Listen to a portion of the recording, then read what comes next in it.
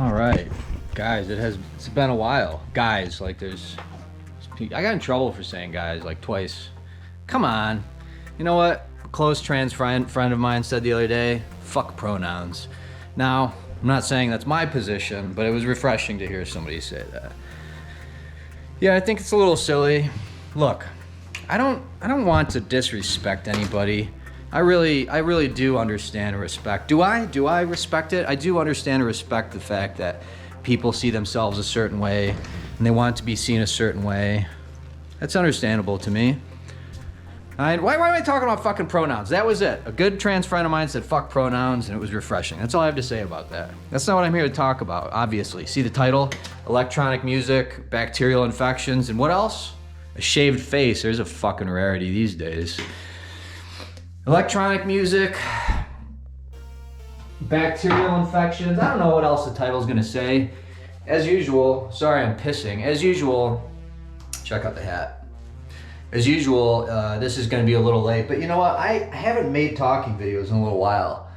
Oh, you know it's a good one when you hear that noise. You guys see this piss towel setup? I'll show you in a second. I got this rig here. I got a rug.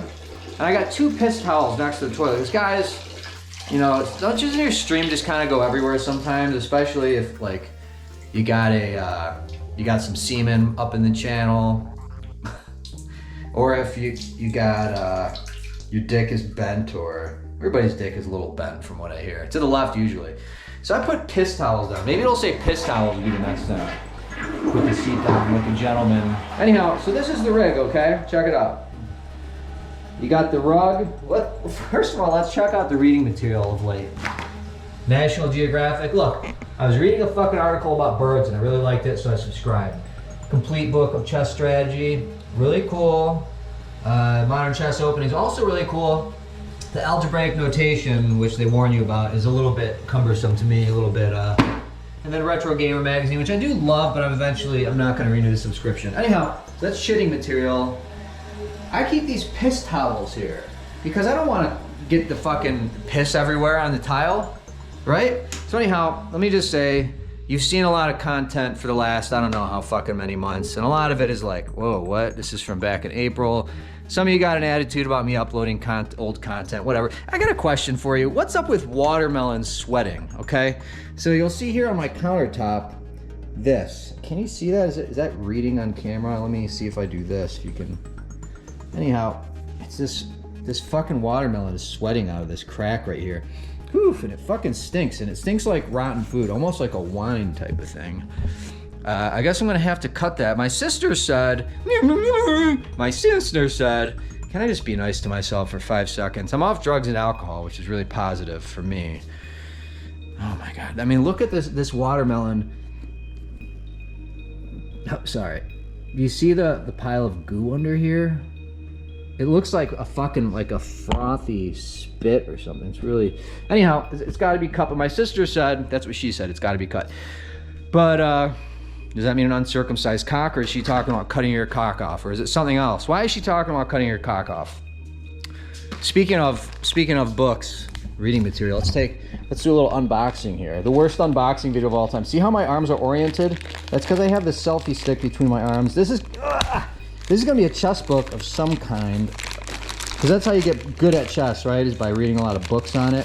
What if it was like how to cope with having a small penis, a primer for men, or what to do if your cats are the only people that love you, or God, what do you say after making a small penis joke? I'm fine. I'm good. I'm way beyond good. No, it's better to say nothing. Revert to the small penis joke. Bobby Fischer teaches chess. Now, I got to appreciate this. Chess puzzles with, you know, it appears since half the page is upside down, the answer is on the opposite side. But I appreciate this because algebraic notation in chess can become, it's just hard to read. It's hard to, you know, bishop c3, whatever. So I'm excited to read this. Bobby Fischer, I don't know much about him. They always talk about him and Kasparov. Looks like a serious fucking guy. He was big into the Sicilian defense, and correct me if I'm wrong, I think the London opening, or was that Kasparov? We're talking about chess players now? Come on, listen. So, let's check this scene. Mr. Bobo wants to get in there. Let's make his dreams come true. This cat, you have no idea the amount of steak he eats. It's fucking... Remember a long time ago in Brooklyn, Bushwick, Brooklyn, I was a vegetarian at the time. I'll get there again. I'm mostly vegetarian now, and then I supplement with a little bit of red meat. Here you go, baby. I remember a friend of mine came over and she was eating like some steak thing, and he was like, he lost his mind. And I was like, oh shit, I should start giving him red meat. And boy, does he fucking like it. So anyhow, I talked about chess. That's so I guess the video is gonna have to be called Electronic Music, Bacterial Infections, and Chess. But you haven't heard from me properly in a while because I haven't been making talking videos. It's kind of a shame. I don't really have an explanation. It probably is just a combination of me being busy. Look how bad I look right now. I'm sorry to say it. I feel like I look pretty bad. So you can see my face. I'm tired as shit. And on top of it, it's bacterial infection, which we'll get to in a second. So, haven't made a video in a while because, oh my God, Pingy. So cute. So cute. I love him. David.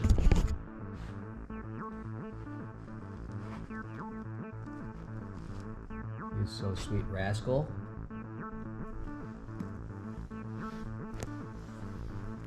Mr. Rugi himself. God, I love him. How about these shorts, huh? Can't fuck with that, right? No. So sweet. So beautiful. So special. So, I've been busy. You know, I was on tour for a minute. I made my talking videos. I was like working on an album, and then I decided I was just gonna take the best song, which apparently was Robot Zones. I don't even think that's true. Some of those songs are really, really kicking. But Robot Zones is, you know, that's the one everybody was reacting to. So Robot Zones is the one I did, mixed by Eric Seraphin, AKA Mixer Man, who did a really good job. And it's kind of funny, it made me realize something. I was listening to it and I was like, man, it sounds really good, but there's something about it that still is like, I don't know. And you know what I realized? Hold on. Let me tell you, I'll tell you what it means to me. No, I'm gonna tell you what it means for me. Is that you're a high-end mixer, mastering guy. I guess I'll keep the light on for your sake. High-end mixing guy, mastering guy. They're only gonna be able to do what they can with what you give them. If you know, and that's probably obvious, but you know, I've been producing music professionally for 33, the better part of 20 years now, and I can't say that it.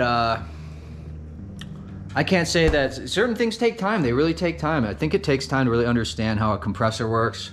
And it takes time to understand this thing about music, that thing about music, technology, etc. Let me sop up some more of this watermelon. I guess I'm just gonna have to cut it. That's what she said. That's what he said. Oop, did I lose my train of thought? This is getting better now that I quit the drugs, but I'm still sometimes losing my train of thought, largely due to the cell phone, I think. That's kind of disappointing, the smartphone specifically. Shit. Oh, I see it bubbling out of here. It's fucking bubbling out of this crack right here too. I just saw it. Get out of here. I'm gonna cut this watermelon while we're on the phone together like this. Oh, it's cracked. It's fucking, wow, it's split open on the end. It smells fucking rotten. It doesn't sound good. Actually, it's getting better. Fuck was I talking about? Oh well. I guess that point doesn't matter.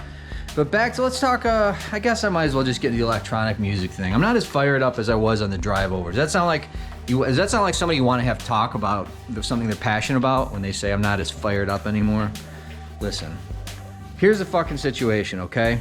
I just want to communicate a few things about electronic music. First and foremost, you probably heard me say it, I mostly really enjoy listening to classical music. Oh, he thinks he's smart? No, come on. Go put on Clair de Lune, you know, it's commonly referred to as Clair de Lune by Debussy, but it's obviously Suite Bergamesque from the Clair de Lune suite. Go listen to some fucking Zoltan Kodaly, Kodali. Go listen to some fucking Debussy, Debussy. the great French composer, of which I always think of Cloud Atlas, the book by David Mitchell, where they're talking about, can't remember the guy who made the Pomp and Circumstance marches, you know, AKA the graduation song. So that guy gets mentioned in Cloud Atlas, which is a work of fiction. However, sorry, I'm just getting shirtless here. I can't stand it. My fucking body's itching. It's a work of fiction, but you know, he's weaving in Cloud WC, he's weaving in the guy who made the Pomp and Circumstance marches. And at a certain point, he's talking about Cloud WC, the great, great Cloud WC.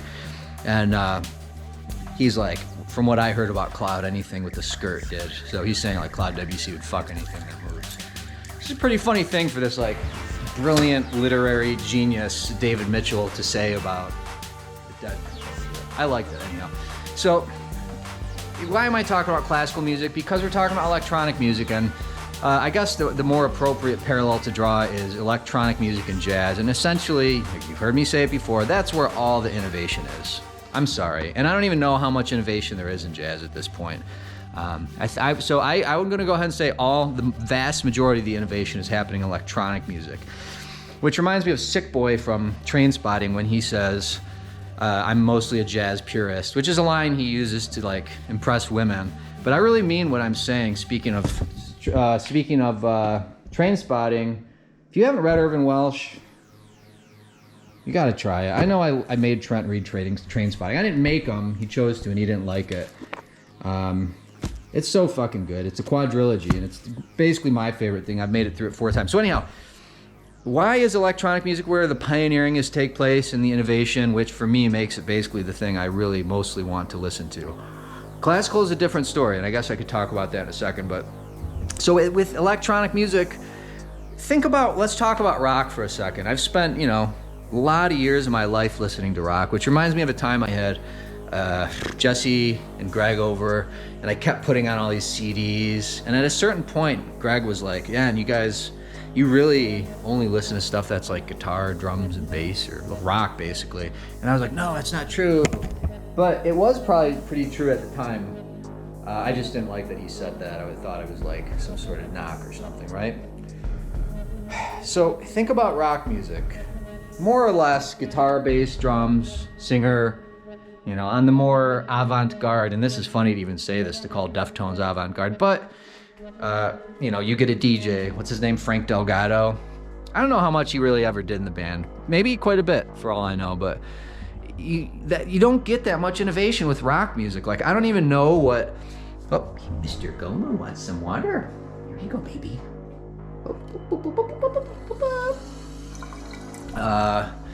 What would a really innovative rock record even look like now? If you have the answer to that, by all means, please mention it in a comment or something. Sorry, baby, I'll leave the light on. In fact, let's do the Christmas lights. Live from the bathroom. Oh, the phone charger's in here from the gig earlier, because I was listening to music while doing the makeup and the wigs and stuff. Okay. Yeah, what would a really innovative rock record look like? I mean, once upon a time, it looked like ELO. It looked like King Crimson, progressive rock, which progressive rock is beautiful and magical and special, and I absolutely do adore a lot of it. In particular, your big ones like your Yes, your King Crimson, Spock's Beard, Porcupine Tree, less so, but certainly you can put some of their stuff on occasionally. I'll be like, But I always feel like prog rock can be a little soulless at times, which if you listen to King Crimson's Discipline, you'll say, huh? What do you mean soulless? Like, this is filled with soul. And that's absolutely true. So I guess with rock, the actual innovations, to me, I'm going to answer my own questions. Where are the innovations with rock? It's metal and progressive rock, okay?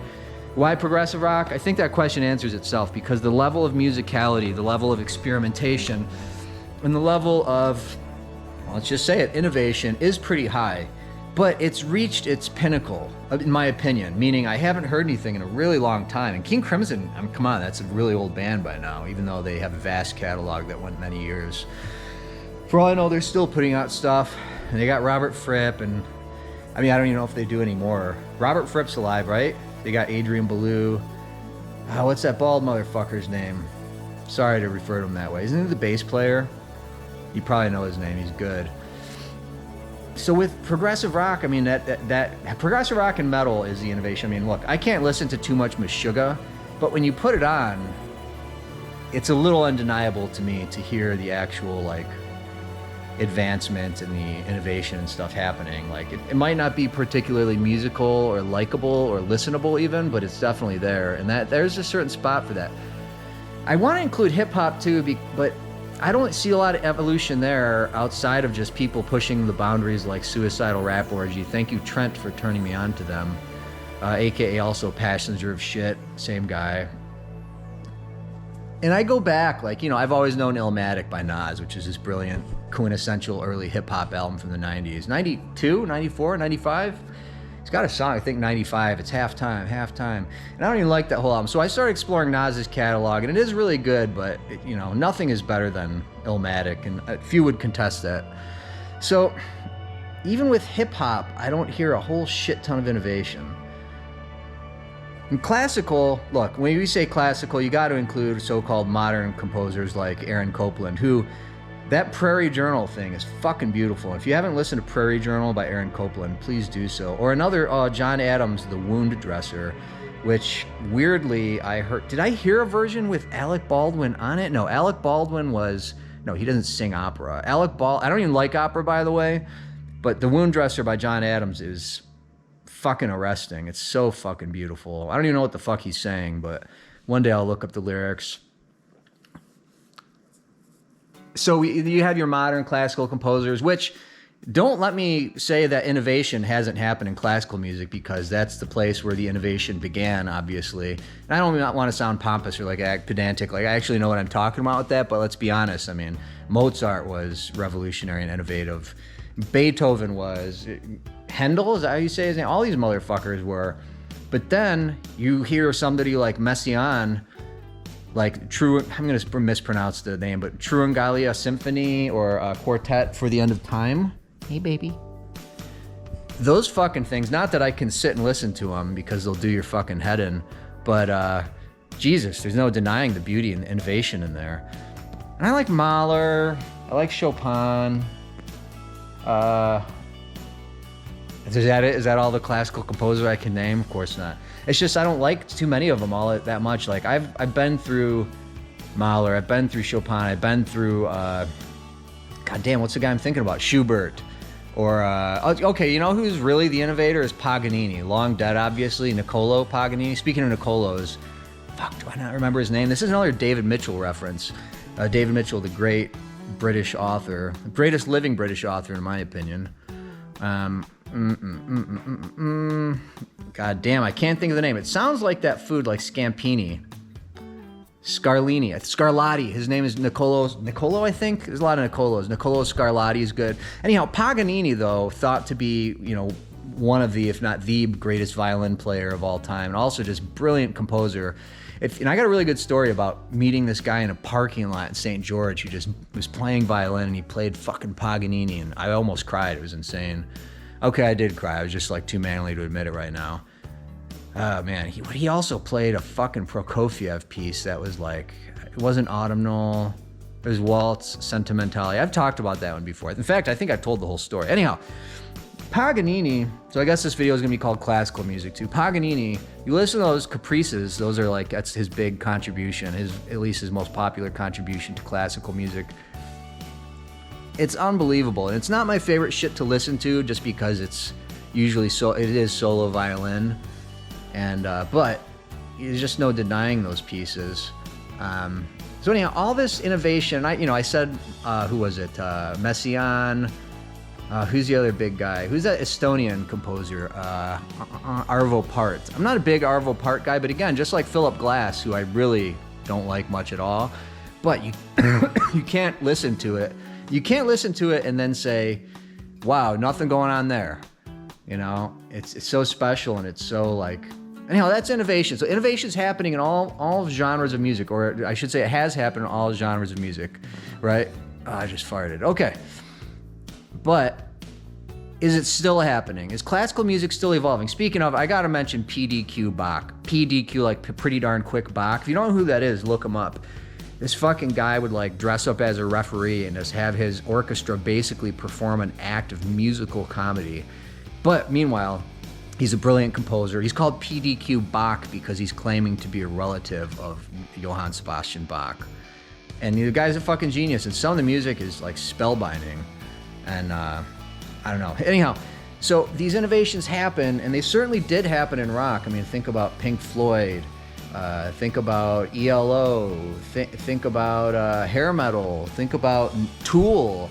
Think again, that Tool to me is like probably one of the most innovative things to happen in music in the 90s. And I know I'm discounting grunge and all that, and that certainly was innovative, but you don't need me to talk about fucking grunge, right? I mean, it did its thing. It changed the face of music, both East and West. Although I will say Britain's response to grunge rock was what's known as 90s Britpop, which out of that I think came Manchester music. Which you don't know Manchester, look up Manchester. You got bands like the Happy Mondays, Charlatans UK, Interstellar, which is probably my favorite of them, Stone Roses, who just never really worked for me. But so I guess what I'm trying to say with rock is, sure, there's plenty of innovation, but it's mostly what's that word I want to use? It's mostly confined to like metal and progressive rock. And those are not genres that I'm in love with. That's not true. I really am in love with them in a certain sense. I just don't listen to them regularly, okay? Now, so where's the innovation happening? Well, I already said it, electronic music. And then boy, is it happening there. Now, let me just get out of the way. Do you mean techno? No. And let's just get something clear real quick. Because this is one of the most common misconceptions about electronic music, is that techno is electronic music. You know, just a little while ago, I remember this guy was asking me about my music, and he was like, is it mostly techno? And I was like, well, sir, do you mean techno in the actual sense of the word, or are you using it as just a, you know, overall generalized term for electronic music? Because that's kind of what happened. But if you look up techno, what it actually is pertaining to Detroit and then Berlin taking over, it's a great genre of music, and there's a lot of cool stuff in there. But it kind of got turned into like house music, and techno became these things where people were like, it's kind of like I listen to everything but country and rap. They were like, I don't like techno, I don't like house, I hate it. Which, fair enough. House music I really never liked much of. I'm sure here and there's a song that I think is brilliant. Oh my God. I mean, can you see this? Can you see the fucking state of my ankle? This is embarrassing. And that's one ankle. Don't even get me started on this fucking situation over here. And I'm not showing you the rest of my body, especially my cock. Yeah, we'll talk about that in a minute. Not that I would ever show my cock on a video, other than the time when it wasn't, no, I'm not talking about that. That was drunkenness and I'm embarrassed by it. I'm not talking about that. So, why am I saying that innovation is happening in electronic music? Because it is. And which is funny considering that you have this electronic framework, right? You have this framework of, you know, it's going to have usually drums, it's going to have a bass, a synth bass of some kind, it's going to have synthesizers, it's going to have drum machines, maybe a vocal, maybe guys, cool it. But what I mean to say, and maybe I'm not going to do a good job actually getting this point across. What I mean to say is that I listen to electronic music all the time. And I hate how this sounds. Maybe I'm just prejudging myself. I listen to electronic music all the time, and I'm always just like, oh my God, this is great. Oh my God, look at this. Oh my God, look at this. And in the context of, you know, 4 on the floor, usually kick drum, which after a while can certainly become cumbersome for my liking, meaning I can't listen to electronic music like 4 on the floor, you know, macro electronic music for a super long time, because eventually clowns you, unless it's done really tastefully. So, but I listen to it, and I'm sorry, I don't know how else to say. The innovation, the pioneering is there. And right now, specifically, to me, let's talk about specific music artists, which you can go look up. Teus Mago, and you know, I'm sure I'm going to butcher names here, so let me just say that preemptively. Teus Mago, who's this Mexican guy, I think housed in Guadalajara, or at least from Guadalajara. You like how I say that with my gringo accent? Guadalajara. I can't say it right. Guadalajara. He's the founder of Duro, which is Hard Records. And if you just go to Spotify, TheusMago, if you just go to Spotify and like listen to Teus Mago, check out some tracks, you might think, not for me, nothing's going on there. And if that's the case, maybe you don't like electronic music, or maybe you just don't like his music. But to me, that guy is at the fucking cutting edge of just the best electronic music. And adjacent to him is another guy named, I'm gonna butcher his name, Inigo Vantier. It's Inigovontier. And he's got 2 albums. With Teus Mago, he doesn't have a lot of full albums out. They're usually like EPs and stuff, but it's all brilliant. You should check it out. In particular, I love Francesco Wild at Heart. This is a thing, I can't think of their titles too often. Anyhow, go look him up, and look up Inigo Vantier, who has 2 albums, which to me, forget about electronic music or genre in general, just 2 of the best music albums of all time is Salsa Fingers, which I think is 2015, and El Hijo, I can't fucking remember. I don't even know. I wonder what Hijo means. I'm gonna have to look it up. So look at El Hijo and Salsa Fingers by Inigo Vantier, and definitely listen to a bunch of Teus Mago. But here's the thing, and then I gotta get on my phone. Orla? No. Orla has some interesting stuff. Here's the thing, where's my fucking phone at? It's not all 4 on the floor music, and some of that stuff that's not just 4 on the floor, which if you don't know what 4 on the floor is, it's a kick drum going boom, boom, boom, boom, boom, boom, boom, boom. And the reason it's called 4 on the floor is because we're talking about a standard drum beat would be boom. If you turn that into numbers, you got the kick is on 1 and 3, and the snares are on 2 and 4. 1, 2, 3, 4. 1, 2, 3, 4. Versus 4 on the floor, which kind of was made famous by Mick Jagger, if I'm not mistaken, from the song Missing You, which I don't really like, but he insisted on having that 4 on the floor, which, as you can imagine, is 4 kick drums. So, oh yeah, I got my phone now. But there's this fucking guy, man. There's this guy. I don't even actually know what the, and I have some playlists I can share. If you want me to share these playlists, let me know, because I can share them. What is this fucking guy's, what's this guy's name? Because talk about innovation, this fucking guy, man. I mean, here's some other ones. Destructo has some good songs.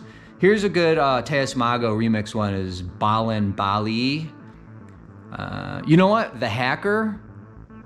Not that I could say there's a ton of innovation happening with The Hacker, but The Hacker and Miss Kitty have these fucking albums out. I think they're called Somethings 1 through 3, and they're so good. Mist Milano, another good, okay. There is innovation happening in hip hop, and some of it is really impressive. To me, Mist Milano, that's M-Y-S-T Milano, is just, why don't I just do this from now on? Mist Milano is just one of the fucking greatest things. There she is, Pressure. That song's good. Okay, so let's find the artist I'm talking about. Ooh, Terry Riley. Ooh, Boofy's good too. B-U-F-I. I do like Detroit techno, and this is Kevin Saunderson. If you know a little bit about Detroit techno, you know who he is. But let's find this artist I'm looking for. All I have to say, Sextile, good LA band, sort of not of their time. Is it Pluralist? Yes.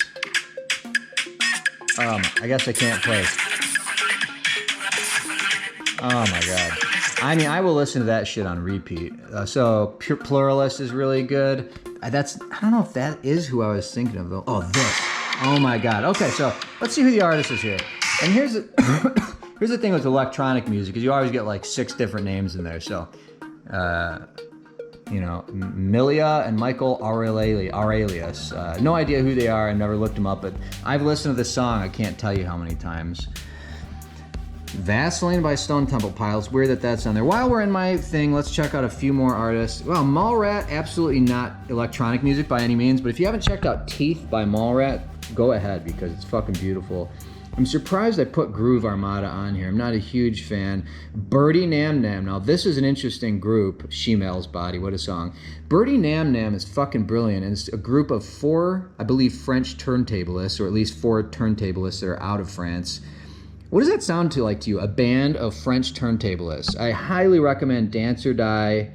No Justice, No Peace is fucking brilliant. They're so good.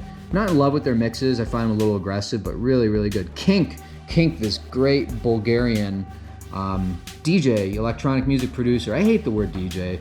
Underworld. Okay, we're gonna have to do a whole section on Chemical Brothers. I don't know, am I gonna make, maybe I'll just make Sucker Punch by Sigrid, great song. Absolutely not. There's another Teus Mago. Sigrid is not electronic music at all. It's more Teus Mago. Miss Milano. Okay, Acid Arab, fucking brilliant, beautiful music. And they're a French group of just, you know, Arabic people from all over, basically Europe. And their shit is great. Acid Arab 2, I believe, is the album I like. Is that right? Trois. So it's their third album. That's French for 3, right? Obviously. Cobra I like. Ashnika. Maybe I've said enough about electronic music. I just wanted to share some stuff. By now, this is now. I do love Loca People by Sac Noel. Loca People is fucking great. Johnny, what the fuck? A Nice Party was absolutely innovative for their time.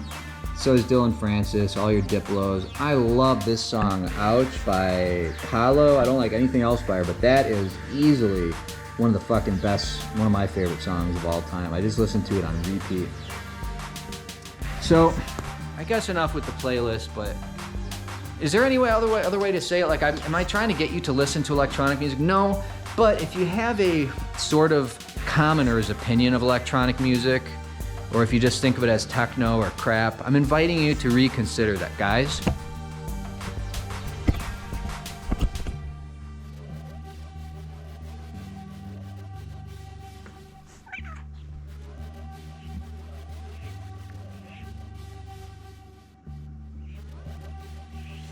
I'm inviting you to reconsider that. And I know if you like music, it's weird to me when, maybe it shouldn't be weird anymore, but when people really aren't into music or it's just like a little background noise, I guess I understand that.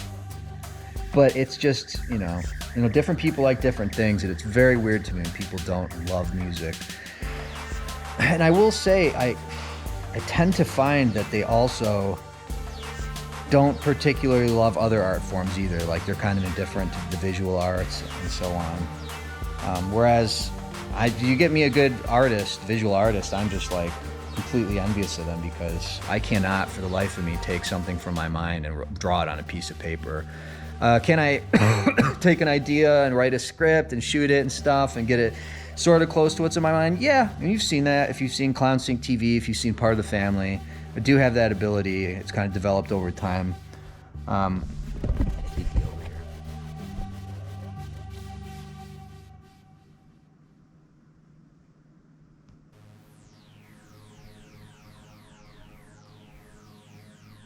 him.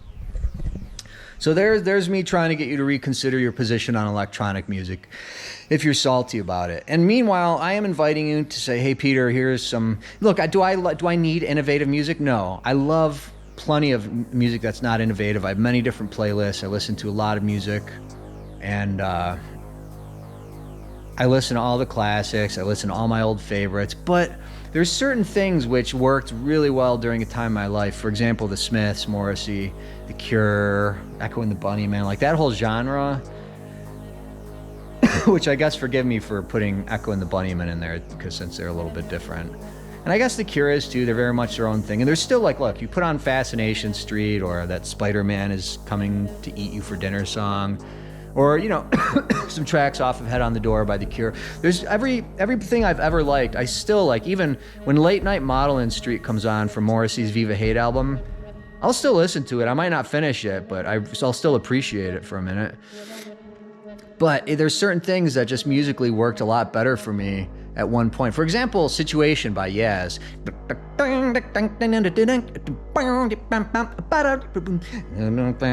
Situation. That song used to fucking blow my mind. And maybe the trouble is either I've outgrown it or I've just listened to it so many fucking times that there's no point anymore. And I guess that is why, and thank you for joining. Oh, my fucking ear is itching now. We'll talk about the bacterial infection in a second.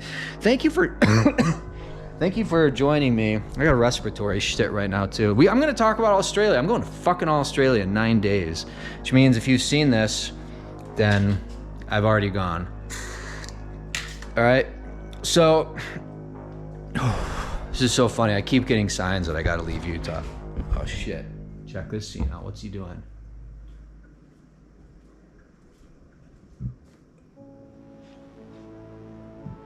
fucking brilliant.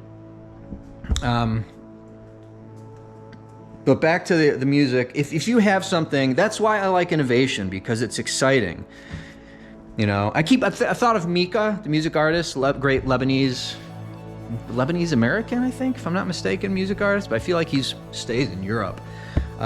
Mika's great. Mika is one of the best pop artists of all time, in my opinion. Unfortunately, his catalog is a little bit varied for my liking, but look, all I want to do is make you happy. Ice Cream, Big Girl, You Are Beautiful, Everybody's Gonna Love Today, even Grace Kelly, and there's a bunch more shit. There's this, if you're Italian, then you probably know this guy's name, Franco something. I think it's Franco something, the great Italian pop songwriter, performer, and he just has this immense catalog. So Mika's on some album of his where Mika does a track. Let me look up that guy's name. He does a track of his, and it's fucking brilliant. It's so good. In fact, if I type in Mika and Franco, let's see, Mika Fra. Mika Franco. What's that motherfucker's name? The great Italian. Is it Franco? I mean, this is the biggest. I mean, he's kind of out. Not Franco Battatio, right? Is this one? Yes.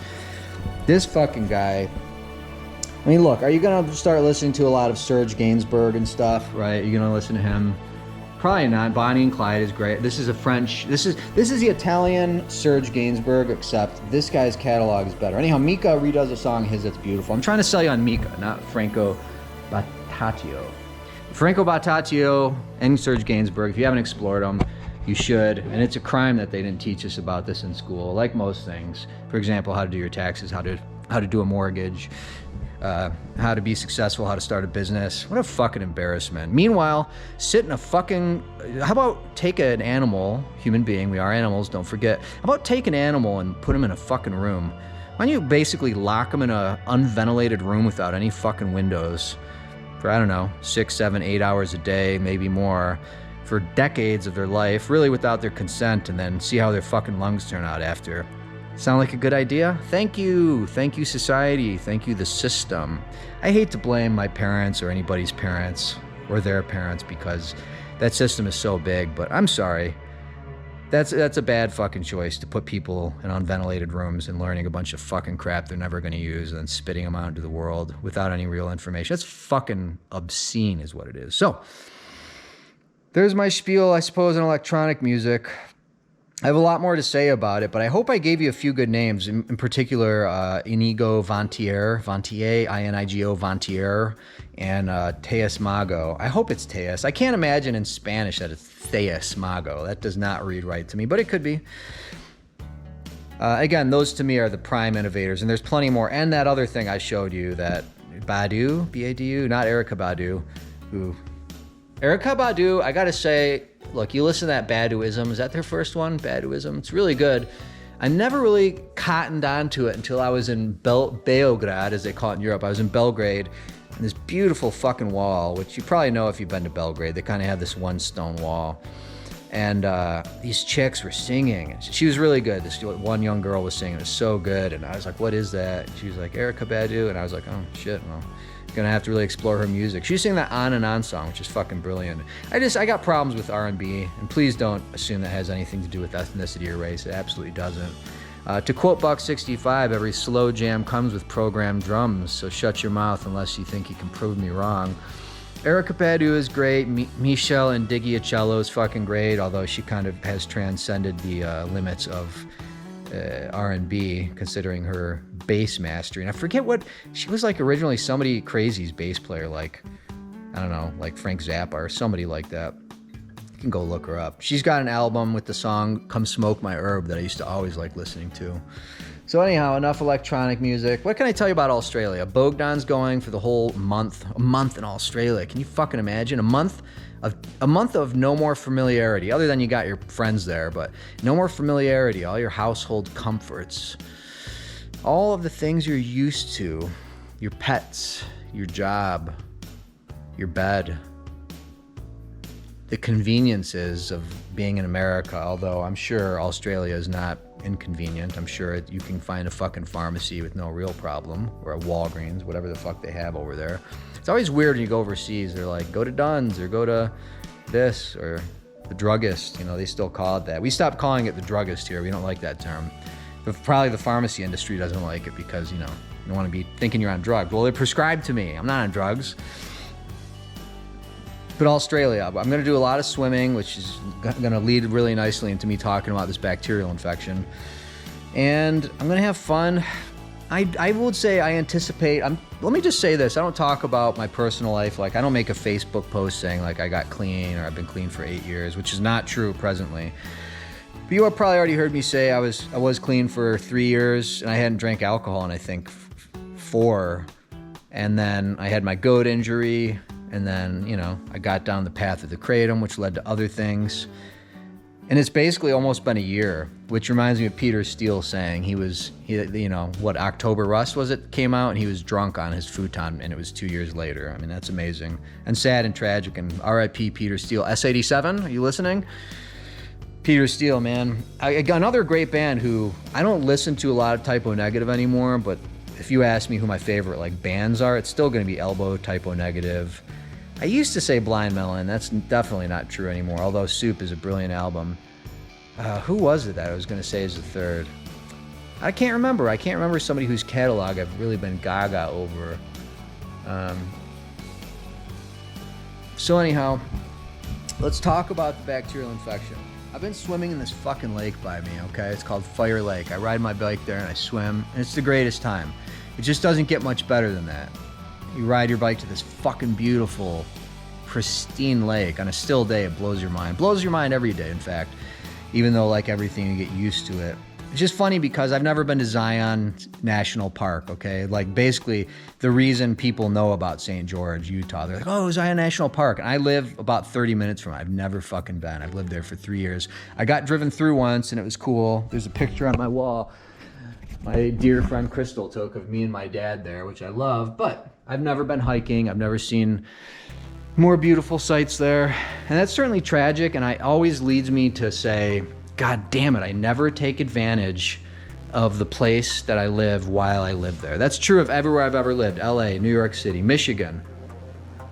And I'm not suggesting that's going to change, but I think as much as I always feel bad about that, there's a reason for it. It's because I'm busy. I'm working on my projects. I'm trying to live my life. I'm trying to socialize and meet people and whatever else, you know. I'm trying to keep that polite for you. I'm trying to keep PG.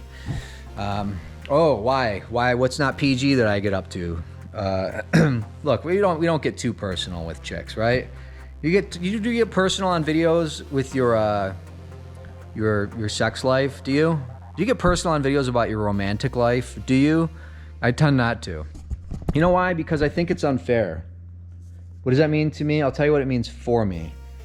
I can't get on here and just tell you about some fucking relationship that took a nose. The screen's turning red? My fucking mind is blown right now. The fucking screen has turned red, and I don't know why. Wow. Can you imagine if it was just my vision?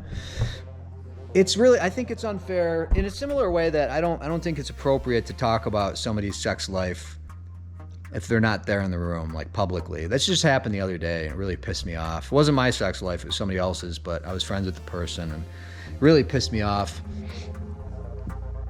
I don't think that's fair because the person's not there to be like, let me set you straight on that, right? Same thing with making a video where I tell you about some relationship crisis or some woman who I fucking resent now or whatever. As much as I'd love to do that, and believe me, I would, it's not fair. It's not fair because even if I don't name them, they're not there to talk about it. They're not there to say, well, there's your side of the story, asshole, here's mine. And I hate to be so fair about things and PC, but I do feel pretty strongly. And you know what it comes from? I'm tired. I'm tired of the shit talking people do about me. And don't think that I'm sitting here saying I'm so important and I have haters. I have to not give a fuck what you think because I need to be able to speak freely. And I do have haters. I made a whole video about it, I think. It was Oh, did I not post it because it sounded too whiny? I'm gonna have to take a look. I can't remember. I think I made a video about it though. I was just so fed up with being like kicked out of these Facebook groups or maligned on nextdoor.com, the site that really matters.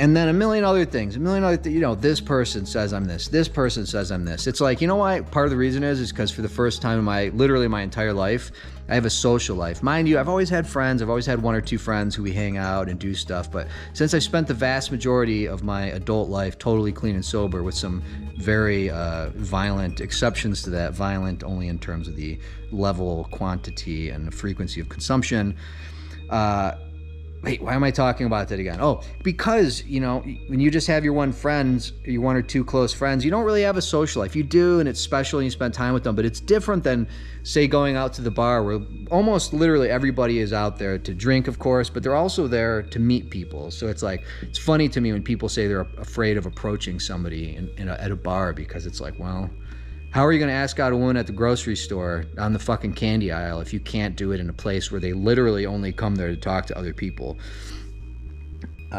Point being, so I have a social life. I've had one for a little while now, and it's the best thing in the world. And I'm not just being hyperbolic. It's fucking incredible. It's there's nothing like it. And it's kind of, I actually have to find balance with it because it's fucked up my music life a little bit, because I found it to just be so emotionally enriching and so positive for me that I'm wanting to do more and more of it. And I got to strike a balance, because it used to be every night working on my music by myself, which was really cool and was great for a time.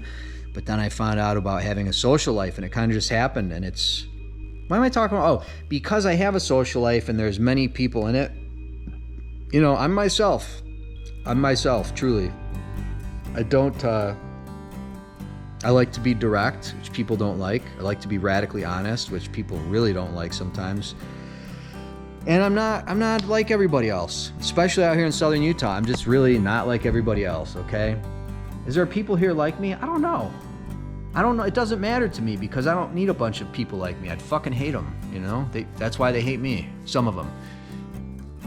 The fun is in the diversity and having different personalities and different viewpoints and stuff. And like this karaoke I go to is like, you got a MAGA guy, you got an anarchist, you have a religious zealot, you have a drug user, you have a polygamist, you have a polyamory, a clique basically, a polycule, right? Squeezing the pus out of this. Oh, God, it feels good. But I swear to God, I made a video about that. I just can't remember if I posted it because it sounded too whiny. But I went through a thing where I just got pushed beyond my limit of establishments, individuals, Facebook groups, saying really bad and often, not always, but often really untrue shit about me. But let's talk about the bacterial infection now, okay? I've been swimming in Fire Lake, and it's the fucking greatest thing. I started there, okay? And I never had a problem. I knew that swimmer's itch is something you can get from swimming. They talk about Sand Hollow State Park here in southern Utah being a place where you can get swimmer's itch. There's a lot of reported cases. Whereas Fire Lake, which is a lake I like to go swim in because I can ride my bike to it, if you want to look it up on a map, they only have like 5 or 6 reported, squeezing the pus out, 5 or 6 reported cases of swimmer's itch a year, right? So that's pretty low considering, reported, mind you.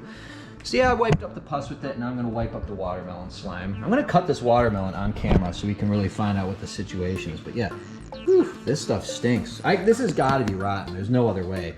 I don't believe that rot is coming out here and I'm gonna cut it and it's gonna be a good watermelon. How would that happen? Which means I'm gonna give it to the goats tomorrow, but if it really is rotten, they're not gonna want it either. Despite what you've heard about goats, they're actually brilliant creatures, about as smart as a dog, according to, those are goats from Ireland. I bought that on the side of the road from a guy who was selling moonshine. It's actually very sad. Goats should not be on leashes. This is really fucked up, but whatever. What are you gonna do? It's their culture. It's like people with dogs who hear about what happens in China with dogs and they're like, oh, I have to stop it, I have to do something about it. Well, yeah, go ahead, please do something about it. Go change centuries of culture. And they do it with cats too, if you didn't know. If you're a cat lover, don't watch those videos of fucking cats being rounded up on the street and just put in enormous sacks. to be consumed, to be cut up and consumed as flesh, which sounds appalling to us, but that's only because, you know, what do they call it again? Ethnocentrism? No, there's a better word. What is it? Fuck. Can't think of it. Point being, I say that a lot, huh? The watermelon. Okay, so I go swimming in the lake, okay? The swimmer's itch. It's like a parasitic thing, okay? I've never had it, and I go swimming in this lake 4 days a week. To me, 4 days. Okay? So, you know, cut to last week when my sister was ridiculing me for my cutting method, meaning how I cut apples and oranges and produce and stuff. God, this is so fucking cute right now.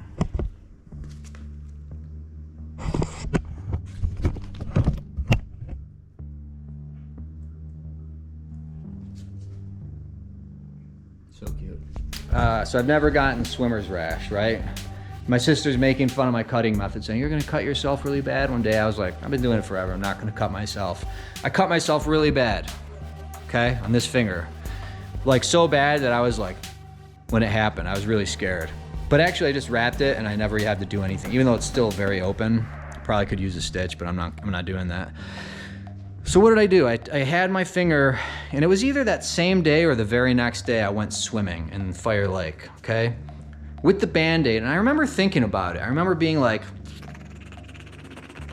am I risking anything? Is there gonna be some loss here? Is there gonna be any side effect? I don't really know. And I did the swim. It was a good swim. I hung out in the water. And then a few days later, not long, I think it might have been the very next day, I get these bites around my ankles, which I thought were mosquito bites from being in Michigan up near Grand Blanc. And I'm like, oh, that's annoying. And my heels, which I haven't scrubbed, I haven't, what do you call it, the rasp. I haven't used a rasp or a pumice in quite a while, so they're pretty calloused up and they make a great scratcher. So inadvertently, you know, I'm doing this, I'm like, little did I know I'd wind up with that situation, right? Which that's not even the bad one. No, this is clearly the bad one. It looks like I have fucking AIDS lesions or something. No offense to anybody who has AIDS or AIDS lesions. I'm just saying, you know, go look them up. So that they started itching, and I was like, shit, this is annoying. But I'm like, mosquito bites, bed bugs, whatever. And then it starts spreading, and I get them all over my ankles. And I'm like, oh my god, I have chiggers, bed bugs, fleas, something. So I'm vacuuming the house. I'm washing every fucking blanket, every cat blanket, changing all the sheets, thinking I gotta not live like such a fucking slob, because I don't shower that much. I'm going with the Europeans on this, that your natural body fragrances are really what attracts people to one another. And all the synthetic fragrances and over showering we do here in the West. Thank you, Lyoke, for originally turning me on to this concept. Those synthetic fragrances are essentially, first of all, they don't really smell good, and you're really losing the animal scent of the human being. So I don't shower that much. Don't go thinking I'm disgusting or something, okay? And I don't wash my sheets as much as I should. So I was like, all right, it's gotta be that. So I thought I had bed bugs, so I do that. And then it just keeps spreading. It spreads. I don't think you could fucking see this. No, sure you can. Sure you can. It spreads all up my fucking side. Same thing on the other side. My ears start itching. This is over a course of like 3 or 4 days. My ears start itching. It's on my fucking face right now. It's up my legs, fucking everywhere, and it's irritated by things. This morning I had this performance with Bobo Runs Through where, you know, we're spraying ketchup and mustard on each other. I was out in the sun, you know, and so it just spread so far, and the itching, I mean, if you've ever had chicken pox, you know, at night, just like any sickness, it gets worse, and you're lying there, I gotta stop touching it. You're lying there in bed and you're trying to fucking sleep, and it's just torment, literal torment, because it feels hot, and you just want to, I'm not going to scratch it, so you go and you just touch it. Horrible idea, but that you couldn't help but do, because it just brings sensation to that area, and it just irritates it. So this was starting to become a nuisance for me.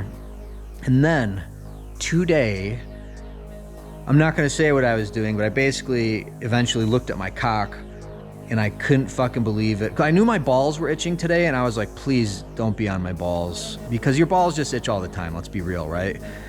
You scratch your balls, women have to adjust their vaginas. Let's be adults. It's just, you know, who cares, you know? Stop itching it. And it was on my, I thought it was on my balls, but I didn't see anything. And then lo and behold, on the tip of my dick, the fucking things, the bites, I'm calling them, the red spots were all over the tip of my dick. And before long, they were on the fucking shaft and my balls. And so when I say before long, I'm talking like a course of like 30 to 60 minutes. And by that time, I was exhausted from this performance and I just wanted to crash, but I was like, it's on my dick. I can't not go in now. And so I went to the Aloe walk-in clinic, which is really quite brilliant. It's out here in Ivins, or Santa Clara technically. And the guy is really cool. And you know, it's kind of the modern thing. You don't see a doctor anymore. You see an NP, a nurse practitioner who's working under a doctor, right? But I found really good results with them. To me, you know, I don't care that they're not an MD or a DO. Like, to me, they're still a doctor. Maybe, you know, go ahead and contest, tell me your viewpoint on it. I'd love to know. Sure, they're not a specialist and they're going to refer you out. But anyhow, so I went there and the guy was like taking samples of the pus coming out. He was like, it might have been swimmer's itch. It could have been hundreds of things. And this is before I thought about swimming with the finger. That was like an aha moment earlier as I was sitting on the couch, like itching. And then I fucking just put it together. I was like, oh my, because my finger was hurting. And I was like, oh, my fucking finger. I went swimming. That's what happened. That's why. I mean, look, is that a guarantee that was what happened? No. But let's, you know, if you're going to follow common sense and look at like a basic trajectory of like cause and effect, come on. I've swam in the fucking lake probably now like a couple hundred times. And maybe that's an exaggeration. Maybe 100 total. I really can't say. 4 days a week. And I just now got swimmer's itch after the cut. So I think my theory's sound. Ooh, I like how it puts it out of focus for a second. What do you do on Saturday night at my vision? Yeah, I could see it 11:06. I gotta see the bigger clock. 11:17 on a Saturday night. What do you do? This?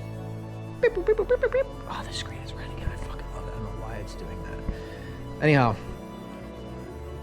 so I'm at the doctor. He's taking the pus samples, and he's like, it might have been swimmer's itch. It might have been hundreds of causes. We don't really know. But at this point, you do, Peter, have a bacterial infection. The guy was really cool. His name was Dave. And I was like, all right, so what do we do? And I told him straight up, the reason I really came in was it's on my cock, and that also I'm leaving the country in 9 days. I'm going to be somewhere else altogether, different system, different medicine. Probably my insurance wouldn't work there. And so he gave me, you know, what are they called? Cortical steroids. He gave me an antibiotic, which I'm not thrilled about taking that stuff. I hope I could sleep tonight because I need to badly. So he gave me that stuff. And this is the craziest thing. I came home and I just ate a meal because I needed to eat a meal to take these pills, right? So I came home and I ate right away. And I was like, I thought I had food stuck in my teeth. I was like, And then I was like, it's in my fucking mouth, which I talked to the bat, Zoe, earlier today, and she said that same thing happened with chicken pox at one point. And you can have that with any rash. It can go in your cock, your pussy, your fucking mouth. It's on my face now. It's not horrible on my face. It just looks like my complexion is like not looking great, but you can fucking see it. And I'll tell you one thing, it itches. You know what really itches is my fucking ears. And I don't know why that is. I think it's because there's just not a lot of fat in there. It's like pretty tight, right? There's plenty of blood vessels, if I'm not mistaken, and boy, do they itch. Ooh, but this side right now is really itching me. Can't you see it? See all that fucking red? So anyhow, I come home. So the sores are in my mouth, and it freaked me out enough because there was like 25 of them in there. These fucking raised bumps. So I called the walk-in clinic back, and I was like, heads up, I had a pretty big change since an hour ago. Just want to make sure I don't need to come back in or need to be seen. And they were like, you're fine, take the fucking pills, and it probably will go away. Meanwhile, they're taking a culture sample to make sure they gave me the right antibiotic, which I kind of respect, I guess. Antibiotics. I mean, colloidal silver works, but when I got fucking red spots on my cock from a swimmer's itch bacterial infection gone haywire, am I gonna take colloidal silver? No. If I had the brilliance of a holistic practitioner to personally guide me, and then I might consider it. But I don't have that because Western medicine has essentially created this system where that stuff is, you know, not profitable, and it's fringe medicine, and there's weird laws regulating it. So that's kind of the thing, and I started taking the pills, and I gotta say, I think it's getting better. The ones on my hands are like, they're not as bad anymore. The ones on my arms, I mean, I can almost not see them right now. It could be the light, but that's pretty cool because they were driving me fucking nuts. I don't know if you can really see them on my hand, but believe me, they're there. Definitely not showing you my cock. And again, you've seen this atrocity already in better light, in fact. And I think you've seen that atrocity. And again, you can't really. I mean, I can see them. I can point out 1, 2, 3, 4, 5, 6. I mean, the fun just never ends, you know. So there's the bacterial infection. I talked about electronic music. I unintentionally talked about classical music, and I'd love to do that again because there's so much stuff out there, and it's so fucking pleasing to listen to. And I got a little bored with rock at some point, and when that happened, when I was bored with rock and pop, and we're supposed to talk about the Chemical Brothers. I'll do that in a sec. What the fuck, right? Why can't this video be over an hour? Since you apparently, if you're still watching, that means you like to hear me talk. So I'm gonna talk.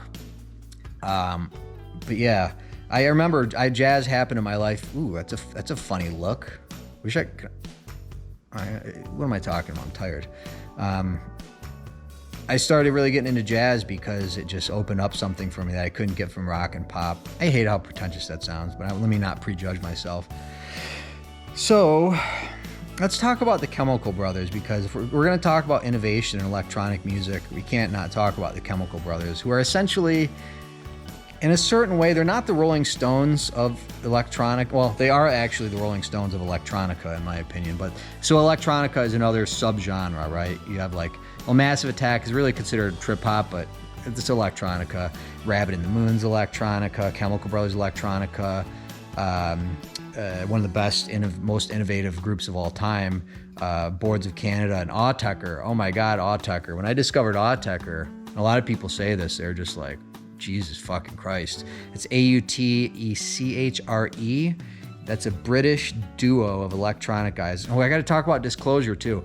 Go listen to Disclosure's new album. I forget what it's called, but Disclosure had a hit called Sway, I think, or Stray, or Stay, which I never cared for that much, but that album was pretty goddamn good because it had When a Fire Starts to Burn, which is, wow, what a fucking song. Cool music video too. Chemical Brothers, again, I don't want to talk about electronica and trip hop ad nauseum here, so let's just talk about the Chemical Brothers for a second.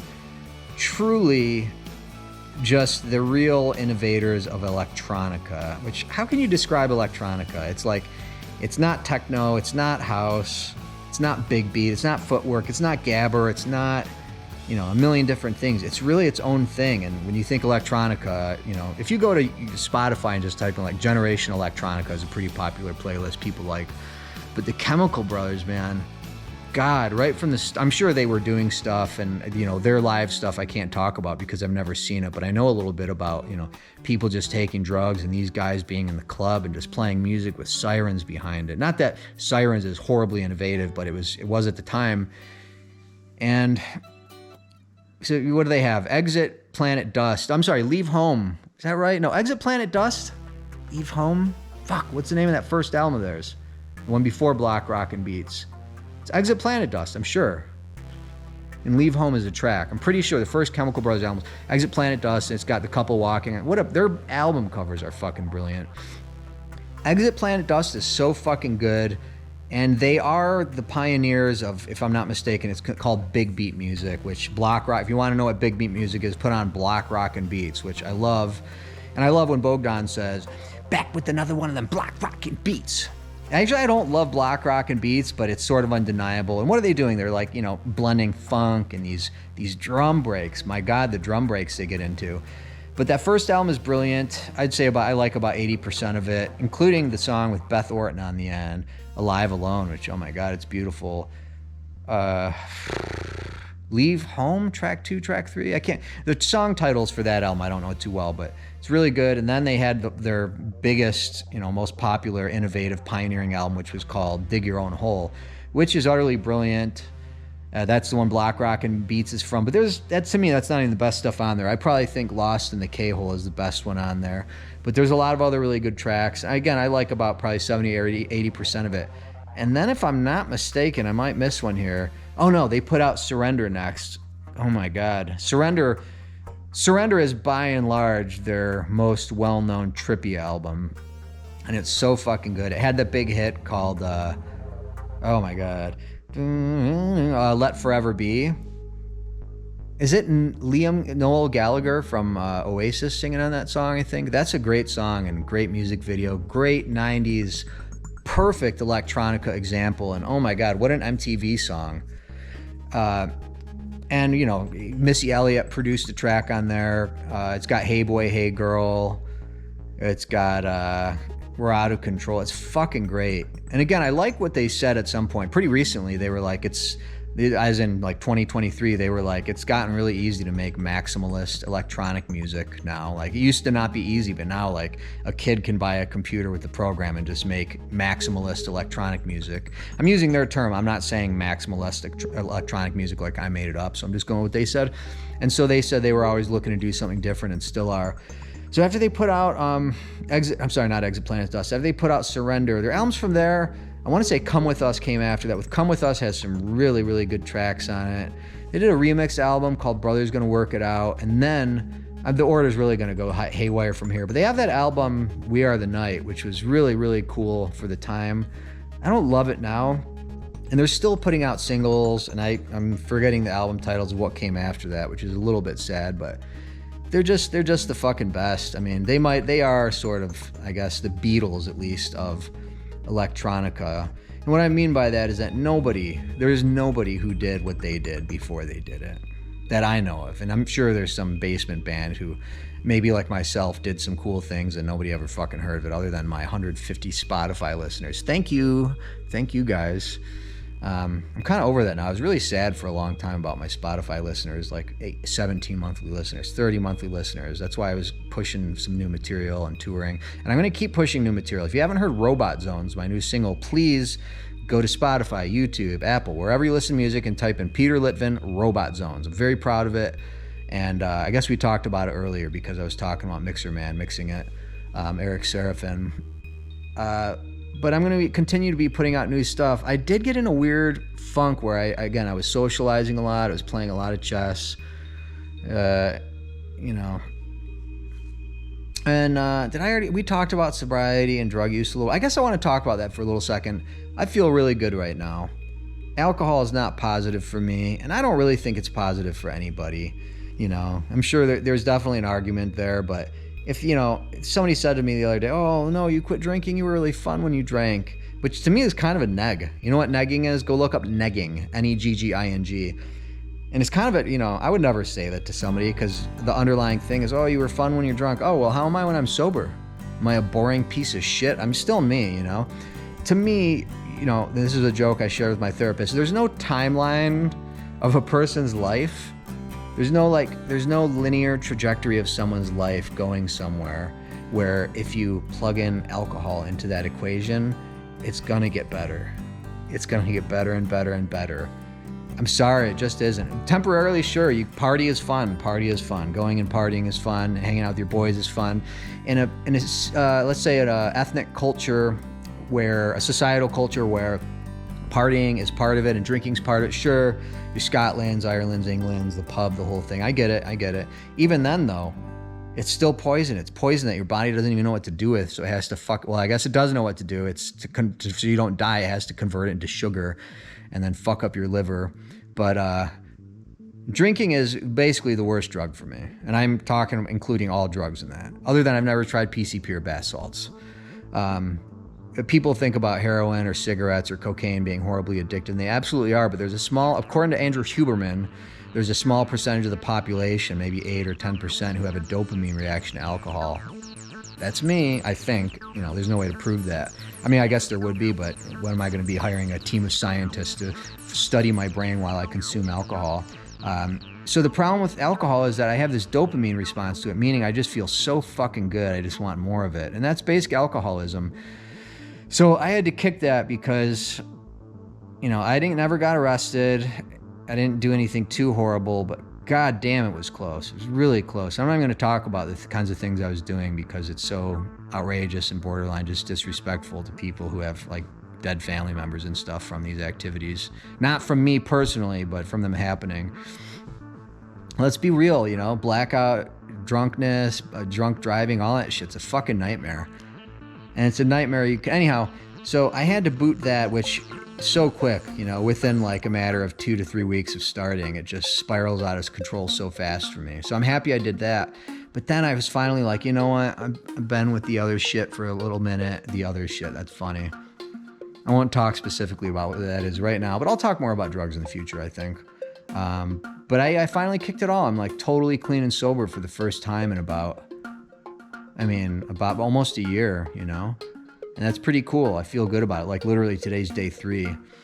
And I'm enjoying being back in my mind again. I'm enjoying having a memory. I'm enjoying like being able to just feel good and go on adventures. And you know what I'm really enjoying is having access to joy and happiness without having to fix myself first with whatever, a weed gummy, some mushrooms, a drink, several drinks, whatever. It's the desperation of that, the fact that you can rob yourself. And I know not everybody's like that, I'm just talking about myself, but the fact that I can electively choose to make myself miserable and get trapped in what I consider the basic cycle of addiction so easily is really both remarkable and frightening. But anyhow, happy, really happy like right now. I can't tell you how good I feel to not be doing that shit. And I want to stick with it. I do have some reservation in the back of my mind that in Australia, since I'm going to be with Bogdan and Halid, that we might have a party night out or something. But I now, because I don't hate myself, and that's kind of the key thing, I don't have it in me to perpetuate that cycle of addiction. Meaning, can I still get stuck in it? Yes. But I'm not, I'm aware of it, and I'm not just going to like keep it going. I'm going to have to cut it out when it happens. And for right now, it's not happening because I'm not ingesting anything. I try not to even do caffeine. Oh, so I ended up with the PSA where I got all high and mighty about drug use. No, I didn't. Look, it was nice to talk to you. I really mean that. It was really nice to talk to you. I'm sorry there hasn't been enough talking videos, but I still try to keep putting content out, like my uncle's vehicle getting broken into in Columbus, Ohio. You know what? I said I was gonna fucking cut this watermelon. Better be a man of my word, right? Ugh, I'm gonna fuck with this. All right, well, geez, I gotta do it quick. That fucking battery's about to die. Here we go. Here we fucking go. Ugh. There's just no way this is gonna be good. Oh, Jesus. Oh my God. You fucking hear that? It's fucking bubbling. Ooh, fucking stinks. You know what? I might talk to them and be like, guys, I bought a watermelon from you the other day and I opened it and it was fucking rotten. Because I'm pretty sure, I mean, how is that not gonna happen? Oh. Whew. Yep. I mean, I'm gonna throw this to the goats. I'm pretty sure they're not gonna want anything to do with it. Goats smell rotten fruit quicker than we do, and they're just like, fuck that. So there's that. Again, it was really nice hanging out with you. I hope that, I hope you got something. Check out my cool shorts again. I hope that you got something out of it. I hope it wasn't for nothing. Pretty fucking cool, right? And it's made out of crushed velvet. I don't know if you can really see that texture on it. Yeah, you kind of can. Anyhow, I love you, and I hope there's many more videos. I hope you're doing well. Shout out S87, shout out Ono, shout out Igor. It's pretty late in the video. I don't know if Igor's gonna make it this far. Shout out my sister, shout out my mom. Shout out cousin Greg, shout out cousin Jeremy. Shout out, I don't know if Tabitha's gonna make it this far in the video. Shout out the Bat if she makes it this far. Shout out the cats.